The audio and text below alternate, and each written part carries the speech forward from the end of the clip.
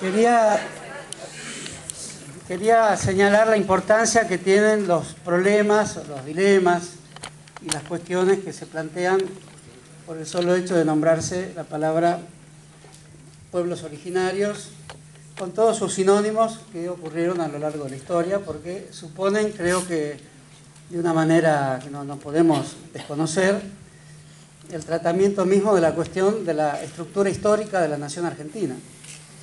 Ese es el tema que está en discusión. ¿Cuál fue su desarrollo histórico? ¿Cómo se dieron sus luchas sociales? Y sobre todo, ¿cómo se dieron los momentos cruciales donde se realizaron políticas étnicas y donde las instituciones militares, las clases políticas y la configuración misma del Estado desarrolló políticas sobre los pueblos preexistentes y al mismo tiempo las justificó de diversas maneras, no solo de una, porque eso fue una gran discusión en el seno de las clases que construyeron el Estado, construyeron la vida económica del país y construyeron principalmente, en este caso, las Fuerzas Armadas. Escuchando los discursos de los compañeros de los pueblos originarios, de repente se me evocaron todas estas cuestiones que están presentes en todos los libros de historia argentina, pero que es más importante decirlo, van a estar presentes, y si no se las menciona es peor, en lo que sea este bicentenario, que en su propio nombre, bicentenario, festeja la estructura histórica de la nación argentina, así como está constituida, y de un modo en que se puede decir que está mal constituida. El bicentenario no puede ser meramente conmemorativo, fastuoso, festejante. Tiene que ser un bicentenario autorreflexivo, introspectivo, crítico y que indague exactamente sobre todo lo que configuró a la nación argentina en su política sobre los pueblos indígenas y en su modo de usar la represión y en su modo de concebir distintos conceptos. Voy a decir cuáles conceptos. El concepto de salvajismo, el concepto de masacre, el concepto de exclusión, que es mucho más suave que los anteriores, pero les pertenece. De modo tal que es una cuestión de regambre ética de principal relevancia lo que aquí se mostró. Se mostró con los discursos que aquí escuchamos, porque fueron discursos que desafían absolutamente todas las políticas que tuvo el Estado argentino. Por supuesto, desafían la política de integración paternalista a través de la Iglesia y desafía también las políticas de negociación que se turnaron con las políticas de masacre. Voy a dar un pequeño ejemplo. En Mendoza, en el siglo XVI o XVII, no me acuerdo bien, disculpen, equivocarse en un siglo puede ser grave si uno es un historiador o tiene que pagar alguna cuenta vencida, pero bueno. Un tal Amigorena, que es una familia mendocina que aún hoy tiene representantes en la televisión argentina, desarrolló una gran masacre en ese siglo, que ahora no me acuerdo cuál era, pero era el encomendero destinado a la integración de los indios, que era la política de la Iglesia Católica, con más, con menos, con Sepúlveda, con Bartolomé de las Casas. Estamos tratando de la política religiosa de quién es, que es la Iglesia hoy también. O sea, la misma persona hizo las dos cosas. Y simultáneamente, en la misma época, Viedma, por eso tiene ese nombre, la localidad de Viedma, que era el encomendero español de esa época, digamos siglo XVII mejor, tenía una política represiva. Los españoles discutieron esa política. Excluir al indio rebelde, aniquilarlo y producir una cuota de integración al sistema económico que los precisaba. Eso originó muchos textos, muchas querellas religiosas. Originó los debates que en la Organización Nacional estuvieron presentes en la posición de Sarmiento, que fue el último Sarmiento, una posición muy drástica, muy radical, en contra de la integración y en contra del mestizaje.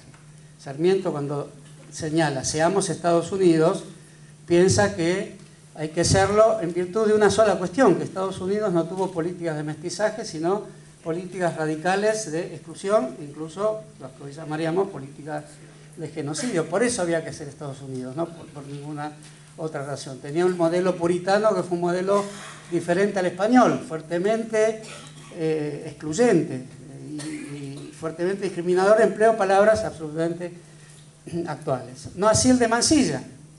Mansilla es una nación con indios, problemática, porque además él sabe que los que recordarán la expulsión de los indios ranqueles, recordarán el famoso pasaje donde él se coloca como derrotado por su pariente, que no es su pariente biológico, pero sí lo era porque tenía el apellido de Rosas, Marianito Rosas, que era el cacique ranquel de Loncobúe, si no me recuerdo mal el nombre de la localidad, actualmente en San Luis. En ese parlamento indígena, que es un parlamento formidable como el que hoy no hay, en ese parlamento indígena, Mansilla, como gran aristócrata afrancesado y coronel argentino, admite ser derrotado por la posición que mantiene el jefe de la tribu. Pero no me acuerdo el nombre, quizás los compañeros pueden recordar el nombre de Marianito Rosas, que usa el nombre, digamos, cristiano, ¿no?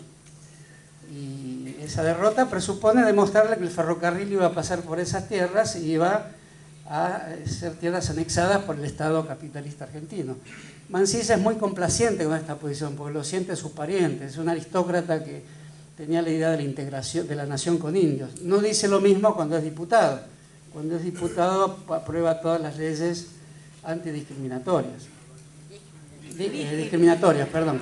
Por eso, toda esta situación en las mismas personas que dicen cuestiones diferentes, no es nada que no podamos relacionar con los ministros y con los funcionarios que hoy están destinados a tratar esta cuestión. Es una cuestión sobre la cual el gobierno argentino, heredero de otros gobiernos, quizás con más sensibilidad, no tiene los conocimientos suficientes, porque tampoco lo ha tenido la izquierda, no lo han tenido los socialismos, que muchas veces han sido...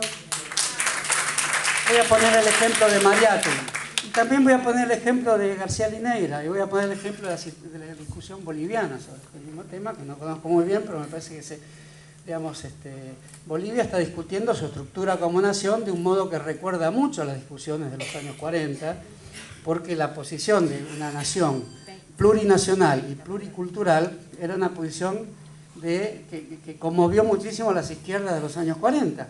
La tradición estalinista, curiosamente, en Bolivia era una tradición plurinacional, por la aplicación, digamos, descuidada y determinista de la posición de la autodeterminación de los pueblos, de la pluralidad de naciones tal como se veía en la Unión Soviética de aquel momento, y la tradición trotskista en la Argentina, voy a mencionar a Jorge Velardo Ramos, combatió decididamente contra la idea de una Bolivia plurinacional, aunque no pluricultural.